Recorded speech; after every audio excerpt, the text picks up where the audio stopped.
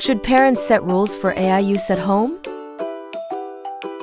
AI is becoming more accessible in children's daily learning, but without clear guidance, it can easily shift from a helpful tool to a source of confusion. As parents, setting thoughtful boundaries around AI use helps children understand when and how technology should support learning rather than replace effort.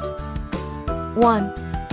Setting clear time limits helps your children balance AI use with independent thinking, ensuring they still practice focus, reasoning, and perseverance without relying too heavily on technology. 2. Defining clear homework rules protects learning effort and academic integrity by making it clear when AI can be used for practice and explanation, and when work should be completed independently. 3. Reviewing AI use together builds trust and responsibility, while also teaching children how to evaluate information and make thoughtful digital choices.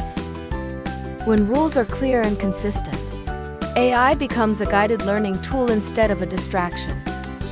So, if you believe learning should be exciting and stress-free, hit the subscribe button to never miss any new content. Like this video and share it with another parent who wants their child to shine.